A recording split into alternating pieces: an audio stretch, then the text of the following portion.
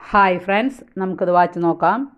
സാമ്പത്തിക പ്രതിസന്ധികൾ ഉണ്ടാകുമ്പോൾ സകല സമ്പത്തിൻ്റെയും ഉടയവനായ ദൈവത്തെ പിതാവേ എന്ന് വിളിക്കുന്നതിനുള്ള പരിശീലനമായി അതിനെ കാണണം. രോഗങ്ങൾ ഉണ്ടാകുമ്പോൾ ഏതു രോഗത്തിലും നമ്മെ കരുതുവാൻ കഴിയുന്ന, സുഖപ്പെടുത്തുവാൻ സാധിക്കുന്ന ദൈവത്തെ പിതാവേ എന്ന് വിളിച്ച് നാം പരിശീലിക്കണം. സകലരും നമ്മെ കൈവിടുന്നത് ദൈവത്തിൻ്റെ കരങ്ങളിൽ നാം മുറുകെ പിടിക്കുന്നതിന് വേണ്ടിയാണെന്ന് തിരിച്ചറിയണം. ഒരു വാതിൽ നമ്മുടെ മുൻപിൽ അടയുമ്പോൾ 100 വാതിലുകൾ നമുക്ക് വേണ്ടി നമ്മുടെ നാഥൻ തുറന്നു തരും. എത്രത്തോളം നമ്മെ അവിടുന്ന് താഴ്ത്തുന്നുവോ അത്രത്തോളം ആഴത്തിൽ നമ്മുടെ വളർച്ചയ്ക്കുള്ള അടിസ്ഥാനം അവിടുന്ന് മെനയുകയാണ്. ആ താഴ്ചയ്ക്ക് ആനുപാതികമായി മാത്രമേ നമുക്ക് ജീവിതത്തിൽ ഉയരാനാവുകയുള്ളൂ.